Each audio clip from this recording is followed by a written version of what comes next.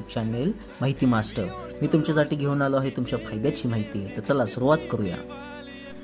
ही आहे scheme code 902 Maheshwar Vrinda रावेतमध्ये आहे 2 BHK 27 ते 30 लाखांची किंमत असणार आहे। 550 स्क्वेअर फूट फ्लॅट असणार आहे आणि याचं पोझिशन जे आहे ते 5 वर्षांनी असणार आहे।